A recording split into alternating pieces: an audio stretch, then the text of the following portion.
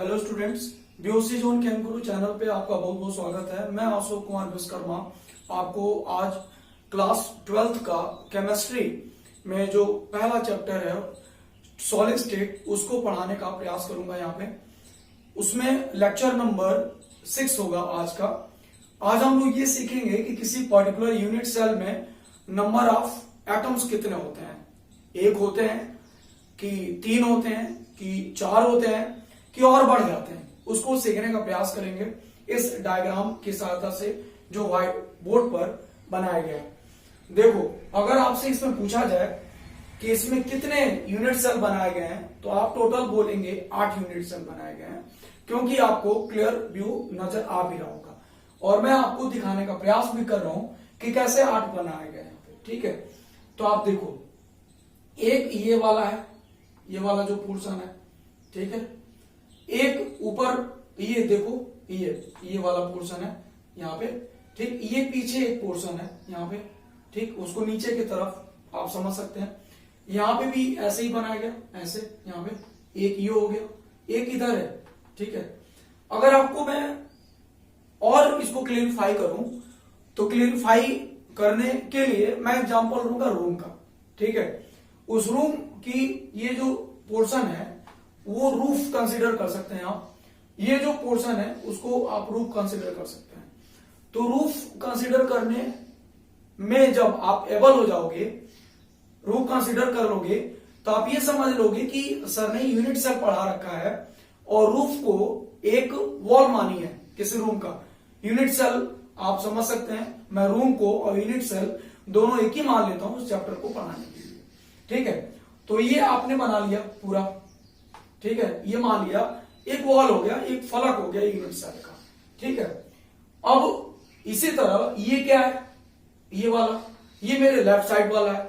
ये क्या है, ये इस साइड वाला है, चलिए ठीक है, ये बना लिया। ये क्या है, ये मेरे व्हाइट बोर्ड जहां पे टिका हुआ वो है। ये क्या है, ये फ्रंट साइड का है। तो टोटल हमने कितने काउंट करा रखे हैं? टोटल अभी हम लोगों ने 5 काउंट कर लिए। फिर से एक बार मैं बता देता हूं, एक ये, ठीक, एक ये वाला, ये 2 हो गए, ये वाला पोर्शन 3, ये वाला पोर्शन 4, ओके। ऊपर वाला अभी डिस्कस नहीं हुआ, ये पूरा, ठीक। अगर ऊपर वाला हो गया तो आप ऐसे देख लो, ये पोर्शन, ठीक है, ये पीछे वाला और ये फ्रंट वाला, ठीक है। टोटल कितने हो गए? 6। अब हम आपको इनमें मैं और थोड़ा सा आइसोलेट करके बता देता हूं कि टोटल कैसे हो रहे हैं। 6, इसमें 6 फलक, इसमें टोटल 8 यूनिट सेल हैं। देखो, ये मैं बना लिया, ये, ठीक है। ये पोर्शन ये है, ये वाला पोर्शन मैं दिखा रहा हूं, एक हो गया, ठीक। अब इसी तरह मैं समझाने का प्रयास करूंगा यहाँ पे, ये पोर्शन, ओके। देखो, ये वाला, ठीक है, और ये, ठीक है, ये मैं बनाऊंगा।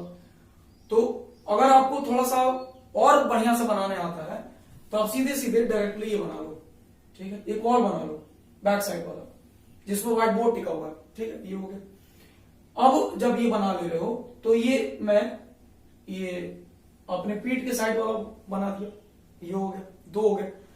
अब 1 और 2, अगर मैं इसको इसके जैसा बनाऊं तो ऐसे बनाऊंगा, यहां पे ये बन गया और ये बच्चों, ठीक है। प्यारे बच्चों, समझ में आ रहा होगा। ये जो पोर्शन है ये मैंने बना ली, ये वाला और ये पीछे वाला, ठीक है, ये पीछे वाला बना रखा है। अब ये रूफ बना दिया, ये देखो ऊपर वाला, ठीक है। तो टोटल कितने बना रखे हैं अभी आपने? 1, 2, ठीक, और ये 3। आप इसको बुलेट प्रूफ जैकेट की तरह भी समझ सकते हैं। जब बुलेट प्रूफ जैकेट पहनता है कोई तो आप देखोगे आगे की साइड में भी एक कवरिंग होती है, वॉल होती है, ठीक, और एक पीछे भी होता है और ऊपर के साइड में भी उसको कंट्रोल कर, कवच जैसे आप मान लीजिए, ठीक है। तो कवच के आप देखोगे ऊपर की तरफ 3 पोर्शन होते हैं। तो एक यहां पे ऐसे लगता है, एक बैक साइड पे लगता है और एक ऊपर की तरफ लगता है। तो ऊपर की तरफ, ठीक, ये बैक वाला और ये फ्रंट वाला, ओके, समझ में आ गया। अब देखो, ये मैंने मिला दिया तो ये जैसे ही मिलाए तो ये एक नया बना और एक नया ये बना और एक नया बना, ठीक है। तो टोटल अभी मैं मिटा दे रहा हूं, ये ऐसे था अभी, ठीक है, ये ऐसे आपने अभी बनाया था, ये बनाया था, ओके, ये बनाया था आपने, टोटल ऐसे बना के रखा था आपने, ठीक है। अब हम कह रहे हैं ये मिला दीजिए, तो मिला दिए तो आप बच्चों एक नया ये बन गया, एक नया ये बन गया, एक नया ये बन गया नीचे वाला, तो टोटल कितने हो गए 6 फलक, ओके। तो इसको ही यहाँ पे अरेंज किया गया, एक ये हो गया, ठीक है, ये वाला, ओके, ये वाला पोर्शन, एक इसके पीछे वाला, फिर से बच्चों एक ये वाला, फिर से इसके पीछे वाला, फिर से यहाँ पे ये देखो ऊपर एक ये वाला, फिर से इसके पीछे वाला, एक ये वाला, फिर से इसके पीछे वाला, ओके, समझ में आया। तो टोटल यहाँ पे 8 यूनिट सेल बनाए गए हैं, ओके। अब इतना देर से मैं आपको बताने की कोशिश क्या कर रहा हूं, मैं बताने की यही कोशिश कर रहा हूं कि एक मान लीजिए ये क्रिस्टलाइन सॉलिड है, ये क्रिस्टल ठोस है, क्रिस्टल जालक है, तो एक ऑर्डिनरी हमने क्रिस्टल जालक ले ली है, उसमें ये समझाने की कोशिश करेंगे कि अगर मैं एक यूनिट सेल की बात करूं तो उस यूनिट सेल में कुल कितनी इफेक्टिव परिमात्मक परमाणु कितने होंगे, ओके। तो उसके लिए मैं यहां पे कुछ एग्जांपल लूंगा, कुछ कंसिडरेशन लूंगा, उसको आपको समझना होगा। वो कंसिडरेशन ये होगा कि कोने कितने होते हैं, वो आपको पहले से बताया गया। अगर आपको यहां पे नहीं पता चला तो आप वीडियो नंबर 5 देख लीजिए, इसीलिए मैं कह रहा था कि 5 बहुत जरूरी है अब तक का लेक्चरों में, ठीक है। 8 कोने होते हैं और फलक कितने होते हैं, फलक केंद्र होते हैं 6 बच्चों, ठीक। काय केंद्र कितने होते हैं या अंतः केंद्र उसको कहते हैं, अंतः केंद्र कितने होते हैं, अंतः केंद्र 1 होता है, ओके, ठीक, ये भी समझने का प्रयास करिए। और इन तीनों में आपको सबसे इंपॉर्टेंट जो चीज है ये समझना है कि अगर यहां पे परमाणु उपस्थित होते हैं तो क्या वो पूर्ण रूप से उपस्थित होते हैं या उनका बंटवारा हो जाता है, ओके। तो मैं आपको बता दूं कि इसको छोड़कर अन्य जगहों के परमाणुओं का बंटवारा हो जाता है, ठीक। उसी को समझने के लिए यहाँ पे 8 यूनिट सेल बनाए गए, उसी को समझाने के लिए यहाँ पे 8 यूनिट सेल बनाए गए, ओके।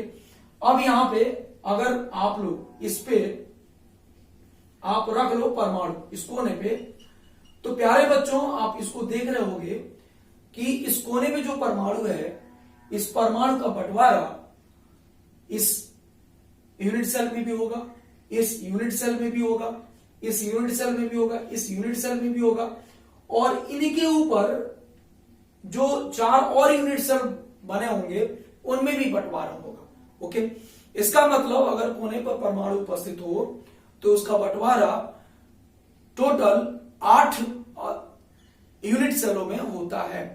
अगर आपसे पूछा जाए कि किसी यूनिट सेल में कोने पर परमाणु उपस्थित है, उसका बंटवारा कितने यूनिट सेल में होगा, तो आप बोलिएगा 8 यूनिट सेल में होगा, ओके। कुल कहने का मतलब यह है कि अगर मैं यहां पे परमाणु अणु या आयन को गोला मानूं, वो गोले की तरह ही होते हैं, उनकी आकृति गोलाकार ही होती है, इसलिए मैं इसको गोला ही मान लिया, ठीक। एक्चुअल में यहाँ पे वृत्त बना हुआ है, लेकिन आप गोले की तरह ही इसको ट्रीट करेंगे। अब इसको हम 8 भागों में अगर बांटेंगे ये, ओके, तो ये वाला जो भाग है वो 1/8 बचा, ओके। तो 1/8 भाग परमाणु का 1 यूनिट सेल को मिलेगा, ठीक, समझ में आ रहा होगा आपको। 1/8 भाग आपको 1 यूनिट सेल को कोने पर उपस्थित परमाणु से मिलेगा, ठीक। वो कैसे, अभी आपने समझा कि 8 इकाई कोष्ठिका, 8 यूनिट सेल, 8 मात्रक कोष्ठिका एक परमाणु को शेयर कर लेते हैं। कितने परमाणु को, एक परमाणु को शेयर कर लेते हैं। अब आपसे पूछा जाए कि एक यूनिट सेल को, एक मात्रक कोष्ठिका को, एक एकक कोष्ठिका को कुल कितना परमाणु मिलेगा, तो आप यही करोगे 1/8, क्योंकि 8 में 8 यूनिट सेल में एक परमाणु का बंटवारा करना है। 8 यूनिट सेल में एक परमाणु का बंटवारा, तो एक यूनिट सेल को कितना भाग मिला, 1/8, आप ऐसे भी कर सकते थे। ठीक, समझ में आ गया, ये आपको क्लियर हुआ। तो जब आपसे पूछा जाए कि कोने पर जो परमाणु उपस्थित होते हैं किसी मात्रक कोष्ठिका में, किसी इकाई कोष्ठिका में, किसी इकाई सेल में, तो उस पर्टिकुलर यूनिट सेल को, इकाई सेल को कितना भाग उस परमाणु का प्राप्त होता है, तो आप कहिए 1/8 भाग प्राप्त होता है। याद रहेगा। ओके, तो यहां पर कोनों पर उपस्थित जो परमाणु होंगे, कोनों पर उपस्थित जो परमाणु होगा, ओके, उपस्थित परमाणु, ठीक है, वो 1/8 भाग प्राप्त होगा किसी यूनिट सेल को। ठीक है, अब कितने कोने होते हैं वो आप देख लीजिए। तो कितने कोने हैं? यहां एक कोना है, एक यहां कोना है, एक यहां कोना है, एक यहां कोना है, एक यहां कोना है, एक यहां कोना है, एक यहां कोना है, एक यहां कोना है। एक मैं यूनिट सेल की बात कर रहा हूं। तो टोटल कितने कोने हुए बच्चों? 8 कोने हुए। एक कोने से कितने परमाणु आपको मिले? 1/8। 8 कोने हैं तो यहां पे 8 का गुणा कर दो। ओके, तो ये हो गया 1। तो 1 क्या आया? बदल जाएगा यहां पे कोने पर उपस्थित सभी कोनों पर उपस्थित परमाणुओं का, ठीक है, परमाणुओं का कुल प्रतिभाग या कुल अंश कह सकते हैं, कुल प्रतिभाग। ओके, 8 गुणे 1/8 1 आया। ठीक, ये आप लोग क्या समझ रहे हो उसको आप समझने की कोशिश करिए। ओके, ये हम आपको बता रहे हैं, ये अब तो मिटा दें, अब तो समझ गए होंगे। वैसे अभी आपको हमने कोना बताया, फलक बताना है और काय केंद्र बताना है, तो मिटाते नहीं, इसको छोड़ देते हैं, यहां कैलकुलेशन हम कर लेंगे। ओके, तो आप लोगों ने ये सीखने की कोशिश करी कि अभी तक आद्य घनी एकक कोष्ठिका में अवयवी कणों की संख्या कितना है। तो यहां पे निकलेगा आद्य एकक कोष्ठिका, ठीक, में अवयवी कणों की संख्या कितनी। तो मैं आपको बता दूं कि जो आद्य प्रकार की एकक कोष्ठिका होती है उसमें परमाणु केवल कोनों पर ही उपस्थित होते हैं, और एक कोने से किसी यूनिट सेल को, किसी एकक कोष्ठिका को परमाणु का कितना भाग प्राप्त हुआ? 1/8। तो 8 कोनों से कितना भाग प्राप्त होगा उसी को यहां पे आप लिख सकते हो। ओके, तो ये मिलेगा 1। ठीक, याद हो गया कि कोनों पर अगर कहा जाए कि परमाणु स्थित है, अणु स्थित है या आयन स्थित है, तो उसका कुल कितना अंश किसी मात्रक कोष्ठिका को या इकाई सेल को मिलेगा, तो आप बोलेंगे 1। ओके, ये हो गया आपका 1। अब हम लोग अगला पॉइंट पे बढ़ते हैं। अगर काय के केंद्र पर या मात्रक कोष्ठिका के केंद्र पर या इकाई सेल के केंद्र पर या एकक कोष्ठिका के केंद्र पर अगर परमाणु उपस्थित हो, अणु उपस्थित हो या आयन उपस्थित हो, तो क्या उसका बंटवारा होगा? तो आप कहेंगे नहीं, उसका बंटवारा नहीं होगा। क्यों? क्योंकि अगर मैं यहां पे रूम को यूनिट सेल कंसीडर करूं तो इसका जो काय केंद्र होगा या काय बिंदु होगा, ठीक, वो बीच में होगा, या अंतः केंद्र भी कहते हैं इसको। तो अंतः केंद्र पे परमाणु ठीक बीच में होता है, और ठीक बीच में होगा तो उसका बंटवारा किसी अन्य इकाई कोष्ठिका से या मात्रक कोष्ठिका से नहीं होगा। ओके, तो अगर अंतः बोला जाए, अंतः केंद्र पर परमाणु उपस्थित है, अंतः केंद्र पर घटक कण उपस्थित है, अंतः केंद्र पर अणु उपस्थित है, अंतः केंद्र पर आयन उपस्थित है, तो उसका बंटवारा नहीं होगा, और जितना वो होगा एक ही। तो यहां पे आप लिखोगे अंतः, ठीक है, केंद्र पर अवयवी कणों की संख्या। ओके, तो ये हो जाएगा 1। अंतः केंद्र पर समझिएगा, अभी मैं एकक कोष्ठिका के प्रकार के बारे में डिस्कशन नहीं कर रहा हूं। हम आपको बता रहे हैं कि एक पर्टिकुलर बिंदु पर अगर घटक कण पाए जाएंगे तो उसका कितना प्रतिभाग, कितना अंश किसी पर्टिकुलर यूनिट सेल को मिलेगा, वो मैं आपको समझाने का प्रयास कर रहा हूं। तो उसी कड़ी में पहला आप लोगों ने समझ लिया, अगर कोने पर बात की जाएगी, ठीक, एकक कोशिका में केवल कोनों पर ही परमाणु उपस्थित होते हैं, इसलिए एक लिख दिया। अंतः केंद्र पर अवयवी कणों की संख्या एक ही होगी, वह भी आपने लिख दिया।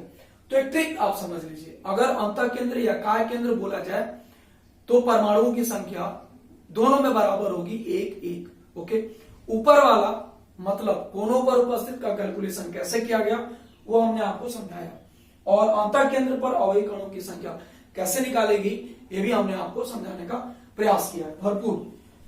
अब हम लोग फलक केंद्र वाला समझेंगे, और फलक केंद्र वाला बहुत आसान है। ओके, इसके लिए मैं यहीं पे आपका एग्जांपल ले रहा हूं, उसको आप समझ लीजिए। ओके, अब देखो ये वाला जो है ना, ये जो फलक है, ये जो फलक है, ये पूरा ये फलक, ठीक, इस वाले यूनिट सेल का जो फ्रंट पे है और इस वाले यूनिट सेल का कॉमन है। ओके, तो इसका मतलब ये निष्कर्ष निकाला जाए कि जो फलक होते हैं वो दो यूनिट सेल के कॉमन होते हैं। ओके, कोई फलक, जैसे मान लो ये फलक है तो ये दो यूनिट सेल का कॉमन फलक है। ओके, तो इसका मतलब ये हुआ कि अगर इसके केंद्र पर, फलक के केंद्र पर परमाणु उपस्थित है तो उसका भी बंटवारा दो यूनिट सेल में होगा। ओके, तो ये हम कह सकते हैं कि दो यूनिट सेल के मध्य एक परमाणु उपस्थित है। क्यों एक परमाणु उपस्थित है? क्योंकि दो मात्रक कोशिका या यूनिट सेल का एक जो फलक है वो कॉमन है। ठीक, तो उस पर उपस्थित, उसके केंद्र पर उपस्थित जो परमाणु होगा वो दो यूनिट सेल के मध्य या मात्रक कोशिका के मध्य कॉमन होगा। ठीक, तो दो यूनिट सेल एक परमाणु। ठीक, तो यहां पे एक यूनिट सेल अगर होता, ठीक है, तो आपको आधा मिलता। क्लियर, समझ में आ गया? एक जो फलक है वो दो फलकों का कॉमन है। ठीक, तो एक फलक दो यूनिट सेल का, दो यूनिट सेल का कॉमन है। ठीक, जो यहां पे दिखाया गया, इधर वाले का भी, इधर वाले का भी। ओके, तो उस पर जो परमाणु उपस्थित होगा वह भी दोनों के बीच का कॉमन होगा। तो दो यूनिट सेल एक परमाणु, तो एक यूनिट सेल आधा परमाणु। तो इसका मतलब ये हुआ कि एक फलक से आपको आधा परमाणु की प्राप्ति होती है। अब आते हैं यूनिट सेल की फलकों की संख्या पर। यूनिट सेल के जो फलक होते हैं वो रूम की दीवारों की तरह ही होते हैं। तो रूम की दीवारें कितनी होती है, मतलब इसको कवर करने के लिए कुल कितने सतह बनाते हैं? टोटल 6 सतह बनाते हैं। मैं व्हाइट बोर्ड जिस पे है वो, फ्रंट जिसके सामने हम देख रहे हैं वो, और right left above below, total 6। ठीक, तो इसी तरह यहां पे भी टोटल कितने यूनिट सेल के फलक होंगे? 6 होंगे। ठीक है, एक फलक पर आधा परमाणु उपस्थित है, इसी तरह 6 फलकों पर आधा आधा परमाणु उपस्थित होंगे। ओके, तो यहां पर अगर आपको बोला जाए कि फलकों के केंद्र पर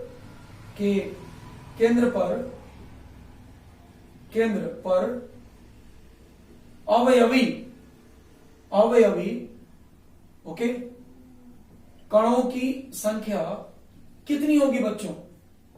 तो स्मार्ट तरीके से आंसर दो। 6 फलक हैं, एक फलक से आधा मिल रहा है, तो टोटल कितने परमाणु होंगे? 3 परमाणु होंगे। ठीक है, तो जो आप आज पढ़ रहे हैं उसका केंद्र बिंदु यही है। ठीक, उसका मेन निचोड़ यही है कि कैसे परमाणुओं की संख्या ज्ञात की जाए किसी विशेष प्रकार की मात्रक कोशिका में। ओके, क्योंकि हम लोग का आज का टॉपिक है एक एकक कोशिका में अवयवी कणों की संख्या ज्ञात करना। तो अब हम तो लिख ही सकते हैं, यहां पे इसको बिठा के आज का टॉपिक मैं यहां पे लिख सकता हूं। एक एकक कोशिका में एकक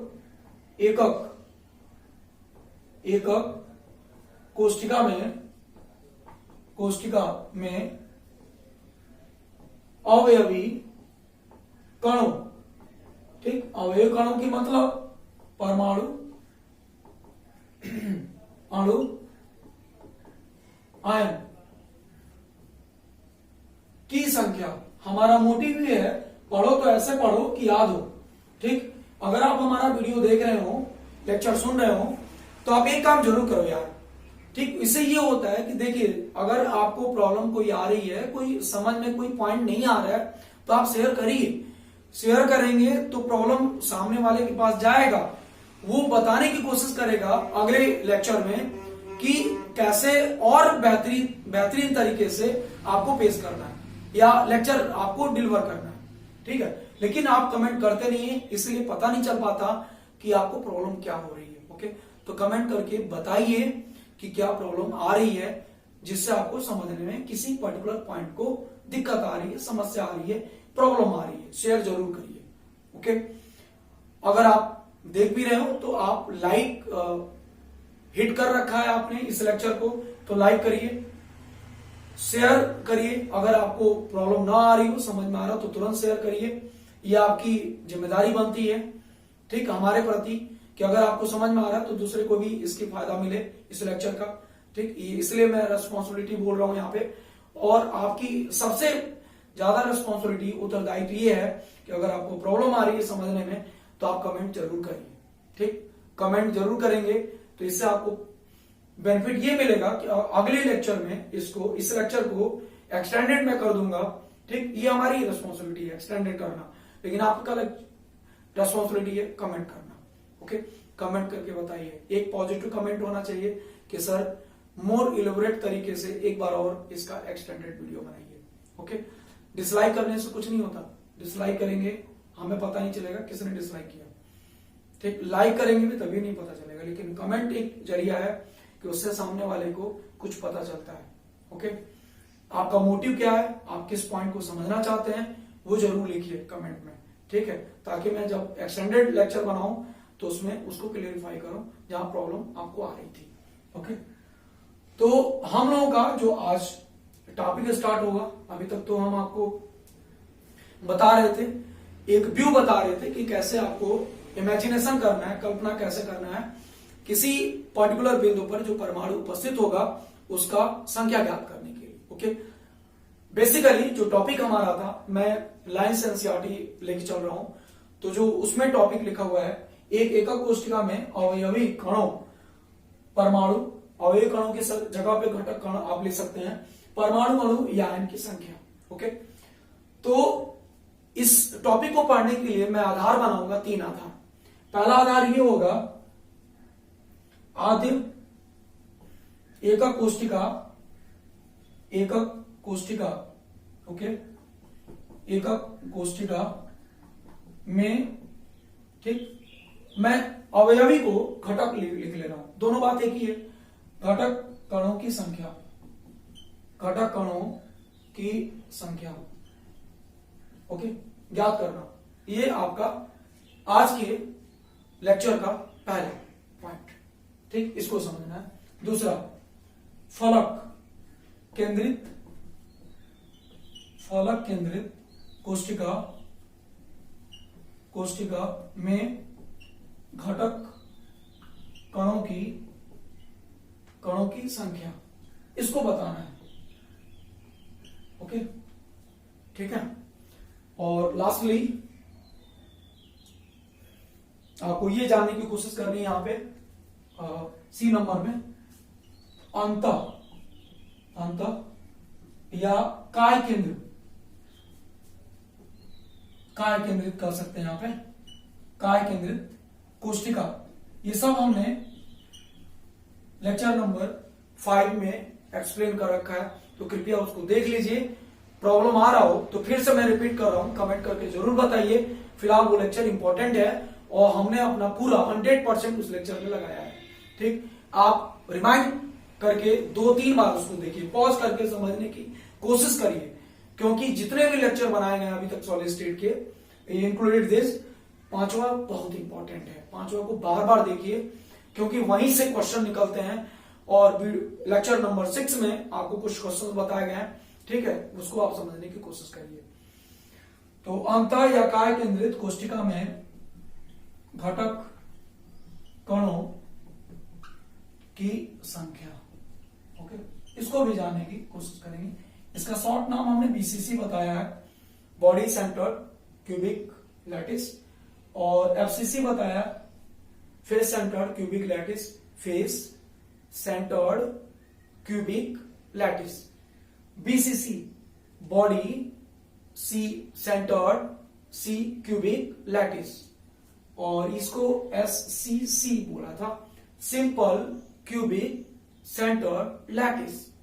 okay, simple S for simple, C centred, C again C cubic. तो centred cubic, centred cubic, centred cubic, C simple, F face, B body काय केंद्रित। ओके, तो आपसे जो क्वेश्चन पूछेंगे वो इन्हीं सबके कंसर्निंग पूछेंगे। ओके, बेसिकली फलक केंद्रित की तरफ पूछते हैं, और अंत में इसको वो ये भी बोलते हैं घनी जालक, घनी जालक। तो नोट करिएगा ये पॉइंट, ठीक, घनी जालक या सीसीपी व्यवस्था नोट करिएगा बच्चों, ठीक, बहुत जरूरी है ये सीसीपी व्यवस्था।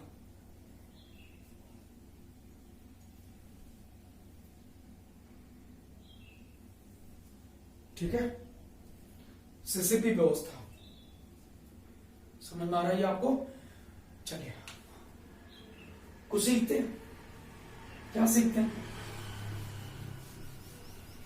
कुछ इंपॉर्टेंट टॉपिक सीखने का प्रयास करते हैं विदाउट रिमूविंग दिस हेडिंग्स। आदि एकक कोशिका में घटक कणों की संख्या या अवयव कणों की संख्या। तो बाय डेफिनेशन अगर मैं बात करूं कि यह एक ऐसा एकक कोशिका है जिसमें घटक कण सभी केंद्र पर उपस्थित होते हैं। ठीक, किस केंद्र पर? कहीं के केंद्र पर नहीं, सभी कोनों पर उपस्थित होते हैं। तो याद आया ना, सभी कोनों पर उपस्थित होते हैं। तो कोने होते कितने हैं? कोने होते हैं 8 किसी पर्टिकुलर यूनिट सेल में, और 8 जो कोने होते हैं उस 8 कोनों पर में एक कोने पर कितने परमाणु उपस्थित होते हैं? तो आप कहेंगे 1, लेकिन उस एक परमाणु का बंटवारा 8 यूनिट सेल में हो जाता है। ठीक है, ले जाओ 8 में हो गया, तो 8 यूनिट सेल बांटे एक परमाणु को, तो एक यूनिट सेल को कितना मिला? 1/8। ठीक, तो ये कोने का हिसाब है, कोने का हिसाब मैं सीधे लिख रहा हूं। ओके, अब कितने कोने होते हैं यूनिट सेल में? 8। तो परमाणुओं की संख्या इस तरह निकाली जाएगी, एक परमाणु। ओके, अब आते हैं फलक केंद्रित कोशिका में। अभी एक बार मैं और बताऊंगा, समझा रहे हैं हम आपको। फलक केंद्रित एकक कोशिका में घटक कणों की संख्या एमसीक्यू में आता है, इंपॉर्टेंट है, समझिए। फलक केंद्रित एकक कोशिका में घटक कणों की संख्या। फेस सेंटर्ड क्यूबिक लैटिस में कितने घटक कण होते हैं, कितने परमाणु होते हैं? ओके, तो इसको सीखने के लिए आपको इसके डेफिनेशन पे जाना होगा। डेफिनेशन ये कहता है कि वह एकक कोशिका जिसमें घटक कण अर्थात परमाणु, अणु या आयन सभी कोनों पर उपस्थित होने के साथ साथ सभी फलक के केंद्र पर उपस्थित होते हैं। तो सभी कोनों पर एक परमाणु, एक अणु, एक आयन हो गया। ठीक, लेकिन सभी फलक पर कैसे निकाला जाए? तो फलक कितने होते हैं? ठीक, मैं पूछी इस रूम की कितनी दीवारें हैं, इसी तरह जो आपका आंसर होगा, इसी तरह किसी यूनिट सेल में कितने सतह होती हैं इस तरह की। ठीक, दीवार रूम जैसी, तो रूम में कितने होते हैं? 6, तो उसमें भी 6। ठीक, तो 6 फलक में से जो एक फलक होता है या जो दूसरा फलक होता है, इसी तरह तीसरा, चौथा, पांचवा, छठवां, ये 2 यूनिट सेल के बीच में कॉमन होता है। ठीक है, और उस फलक के केंद्र पर एक परमाणु होता है। तो अगर एक फलक 2 यूनिट सेल के बीच में कॉमन हो रहा है, तो इसके केंद्र पर जो परमाणु उपस्थित होगा वह भी 2 यूनिट सेल के बीच में कॉमन होगा। ठीक, इसका मतलब यह हुआ कि आधा परमाणु इस फलक को मिल गया और आधा परमाणु इस फलक को मिल गया, तो एक फलक के केंद्र पर जो परमाणु उपस्थित है उससे एक यूनिट सेल को आधा परमाणु मिलेगा। रीजन इसका क्या होगा, क्योंकि जो वो फलक है वो फलक दो यूनिट सेल के बीच का कॉमन फलक है। ओके, तो फलक ही जब बढ़ गया तो परमाणु भी बढ़ जाएगा। ओके, तो यहां पे जो फलक वाला पॉइंट है उसको समझने की प्रयास करेंगे। ये वाला पॉइंट देखो, फलक में कोनों पर उपस्थित तो है, तो यहां पे कोनों वाला हिसाब। ओके, और फलक वाला, फलक से आधा मिला, कितने फलक हैं 6, तो यहां से 1 और यहां से 3, टोटल 4 परमाणु यहां पर होंगे फलक वाले में। ओके, याद हो गया, समझ में भी आ गया। प्रॉब्लम आ रही है कमेंट करिए, ठीक, कमेंट पॉजिटिव होना चाहिए, निगेटिव कमेंट नहीं होना चाहिए। ओके, निगेटिव कमेंट निगेटिविटी ही काज करता है, ठीक, वो निगेटिव कमेंट हमें डीमोरलाइज करेगा, मोटिवेट नहीं करेगा।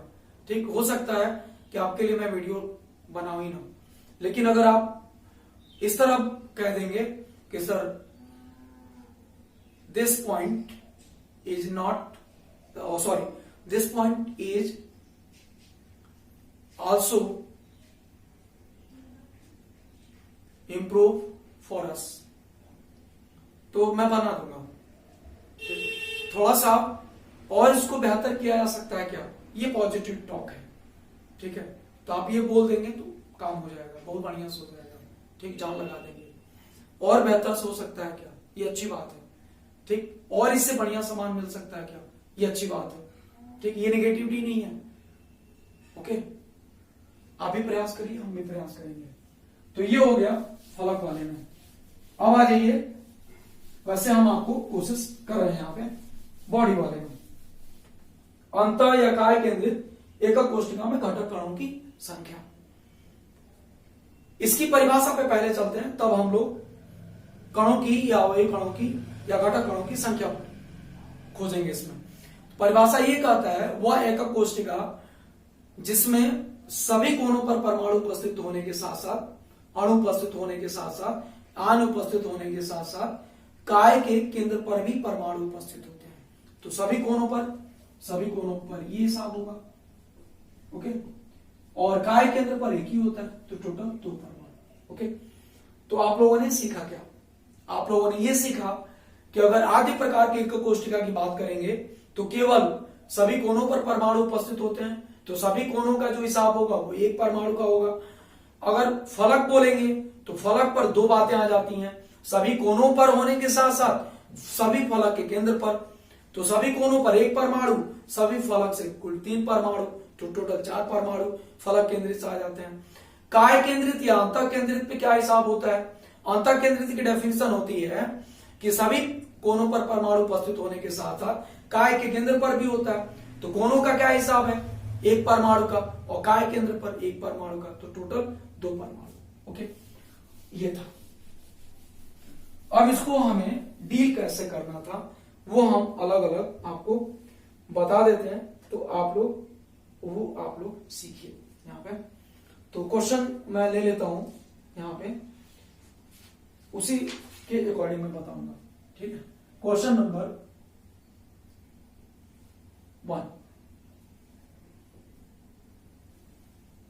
एक एकक कोशिका ओके फलक केंद्रित या सीसीपी व्यवस्था में है, जिसमें परमाणु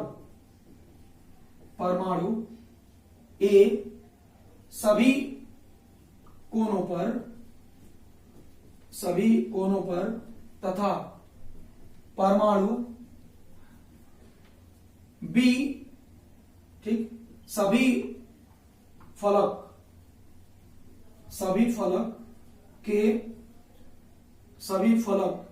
के केंद्र पर उपस्थित है, उपस्थित है। एकक कोष्ठिका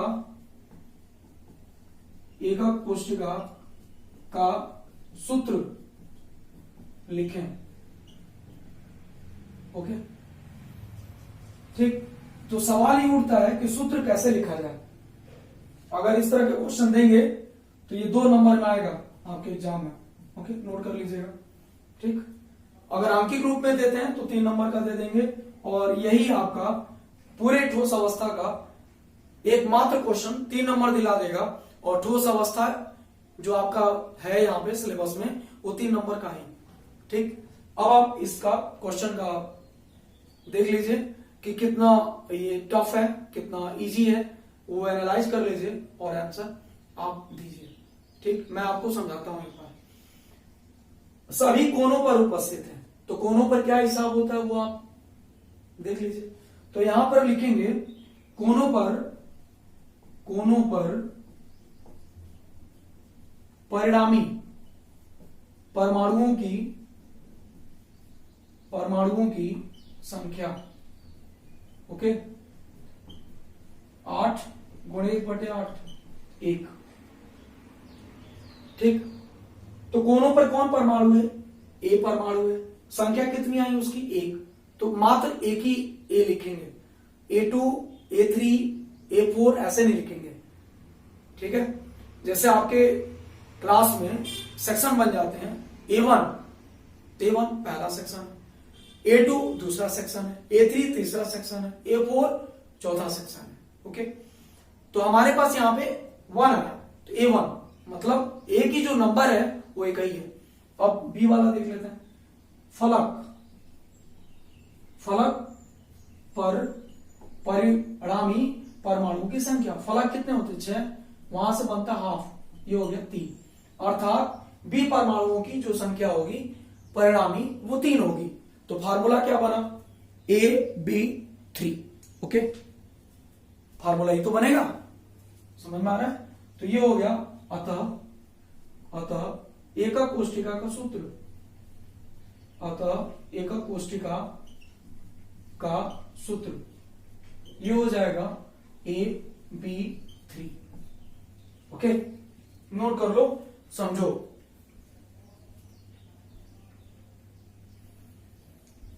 समझोगे आएगा, ठीक है? समझ में आ गया? क्वेश्चन नंबर 2 देख लेते हैं। एक एकक कोष्ठिका काय केंद्रित या अंतः केंद्रित, काय या इसी को दूसरे भाषा में अंतः केंद्रित बोलते हैं। अंतः केंद्रित या बीसीसी व्यवस्था में है, जिसमें परमाणु ए सभी कोनों पर तथा परमाणु बी काय केंद्र पर, परमाणु बी काय या अंतः केंद्र पर स्थित है। एकक कोष्ठिका का सूत्र लिखें।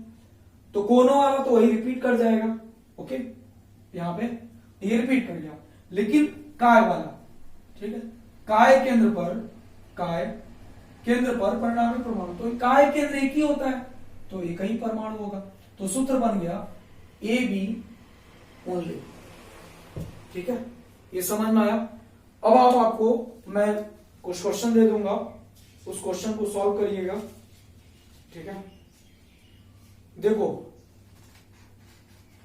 क्वेश्चन को आपको देखना ये है 1.13 एनसीईआरटी में क्वेश्चन देख लेना 1.13। ठीक है, आप डाउनलोड कर सकते हैं। अगर बुक आपको मार्केट से नहीं मिली हुई है तो आप ऐप डाउनलोड कर लीजिए। ठीक है, तो आपसे भी पता चल जाता है कि क्वेश्चन कौन कौन सा है, तो वो आप देख लेना। 1.1 इंटेक्सुअल क्वेश्चन है, ठीक है, पाठ्यनिहित क्वेश्चन है ये 1.13।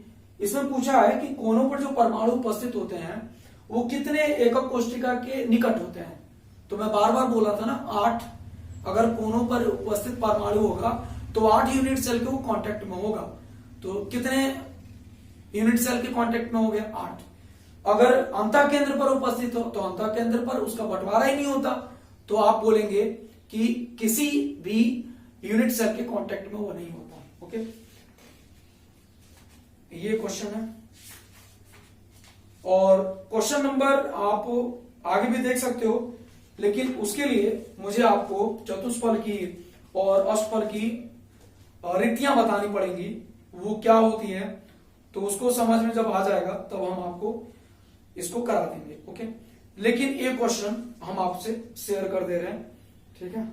यहाँ पे क्वेश्चन है कि एक घनीय ठोस दो तत्वों P व Q से बना है, Q परमाणु कोनों पर है और P परमाणु अंतःकेंद्र पर है, इस यौगिक का सूत्र क्या होगा। जैसा मैं बोल रहा हूं आप समझ गए होंगे कि जो P परमाणु है वो कोनों पर है और Q परमाणु कोनों पर है, ठीक, तो इसकी संख्या एक ही हो जाएगी, और P परमाणु अंतःकेंद्र पर है तो उसकी भी संख्या एक ही हो जाएगी, तो सूत्र बन जाएगा PQ। ये वर्बल हो गया। और ये क्वेश्चन आपको मिलेगा अभ्यास निहित प्रश्न में, तो वो वहां पे अभ्यास निहित प्रश्न का 1.12 देख लेना, 1.12, ठीक है। तो 1.13, 1.12 क्लोज क्वेश्चंस हैं, 1.13 पाठ्य निहित में मिलेगा, ठीक है, इंटर जो आप पढ़ रहे हो, और ये अभ्यास निहित में मिलेगा ये वाला क्वेश्चन, मतलब चैप्टर समाप्त होने के बाद जो प्रश्न दिए रहेंगे उसमें ये मिल जाएगा। और क्वेश्चन ये वाला जो क्वेश्चन है वो जैसे टॉपिक ये समाप्त करेंगे कि फलक केंद्रित पर कितना होते हैं, अंतः केंद्र पर कितना होते हैं, तो ये आपको वहां पे मिल जाएगा इस तरह का क्वेश्चन। ओके, प्रेजेंट क्वेश्चन की बात करते हैं। यहाँ पे इन्होंने ये भी पूछा है कि P और Q की उप सहसंयोजन संख्या क्या होगी, ठीक है, तो लगे आप उप सहसंयोजन संख्या भी डिस्कस कर लेते हैं। तो यहां पे मेरी रीडिंग होगी उप सहसंयोजन संख्या, परिभाषा पूछा जाता है, बहुत इंपॉर्टेंट है, तो आप इसको नोट कर सकते हैं, समन्वय संख्या। ओके, टाइम का वेट मत करिए कि इसको और बढ़िया से पढ़ेंगे। ओके, हमारी रिस्पॉन्सिबिलिटी है, आपको हम समझाएंगे, आप हमें कमेंट करके बस बताइए। उप सहसंयोजन संख्या ज्यादा से ज्यादा कमेंट होना चाहिए। अगर मान लो 100 लोग देख रहे हो, 150 लोग देख रहे हो, 300 लोग देख रहे हो, 200 लोग देख रहे हो, तो 200 कमेंट आ ही जाना चाहिए। ओके, हर स्टूडेंट कमेंट करके बताए कि क्या प्रॉब्लम आ रही है। बेस्ट है, बेस्ट लिखो, ठीक है। इंप्रूवमेंट की नीड है तो आप लिखो नीड टू बी या improvement to be needed. Okay, coordination number क्या होता है, तो किसी परमाणु के सन्निकट, ओके,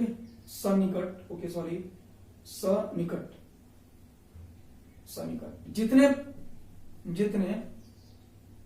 परमाणु उपस्थित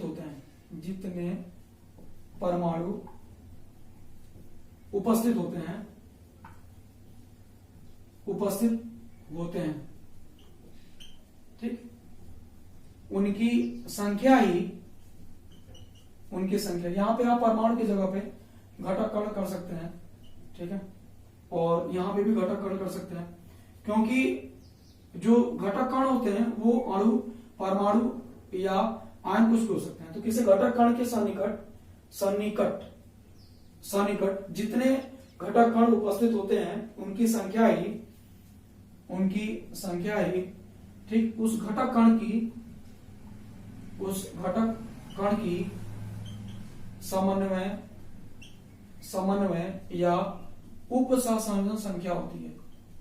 उप सहसंयोजन, ठीक है, इंग्लिश में कोऑर्डिनेशन नंबर कहते हैं, उप सहसंयोजन संख्या होती है। ओके, समझ में आ गया।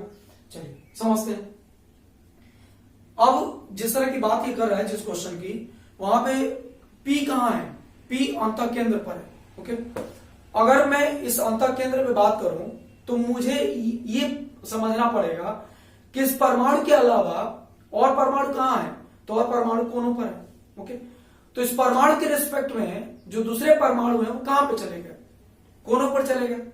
ओके, तो ये जब देखेगा कि हमारे पास मैं हूं और मुझको कितने परमाणु गिरे हैं, तो सभी कोने गिन लीजिए, 8 कोने होते हैं, तो 8 कोने के परमाणु इस परमाणु को कवर किए हैं।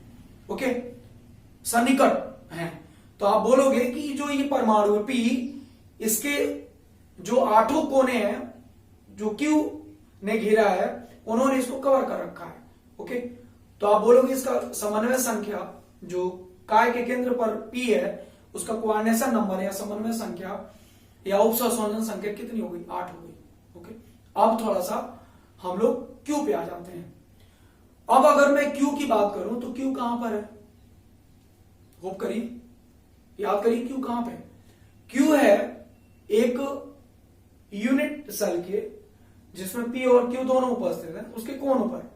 ठीक है, अब अगर कोना में देखूं तो उस कोने पर जो परमाणु उपस्थित है ये आपका P, ठीक, तो Q है कोनों पर। तो कोने पर जो परमाणु उपस्थित है वो किससे कवर होगा बच्चों बताओ? तो मैं इसको समझाने के लिए ये कोना एग्जांपल ले लूंगा। ठीक है, तो ये एक यूनिट सेल का कोना है जो 8 यूनिट सेल के कोनों में बटा हुआ है। ठीक है, ओके, 8 यूनिट सेल में बटा हुआ है। तो 8 यूनिट सेल ने इस कोने को बांट रखा है। ओके, समझ में आ रहा है? और यहां पे आपका परमाणु उपस्थित होगा। तो इस परमाणु के क्लोज में कौन सा परमाणु होगा? दूसरा होना चाहिए, कोनों वाला ही नहीं, तो केंद्र वाले होंगे। ठीक है, तो ऐसे कितने यूनिट सेल इसको बांट रहे हैं? 8। तो उस 8 यूनिट सेल के कितने काय केंद्र होंगे? 8। तो इसका मतलब ये हुआ कि ये वाला जो परमाणु है, कोनों पर परमाणु, कोनों के परमाणु का जो घेराव होगा वो सेंटर पे जो उपस्थित परमाणु होंगे उनके द्वारा होगा। ठीक है, तो सेंटर कितने होंगे? अगर 8 यूनिट सेल होंगे तो 8 काय के सेंटर होंगे, और 8 काय के सेंटर पे P परमाणु है, तो P परमाणु ने उसको सराउंड किया हुआ है। और Q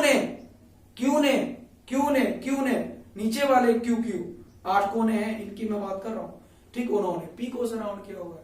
ठीक है, तो P का सहसंयोजन संख्या या समन्वय संख्या 8, Q का सहसंयोजन संख्या समन्वय संख्या 8। ओके, होप कि आपको आज का ये लेक्चर समझ में आया होगा।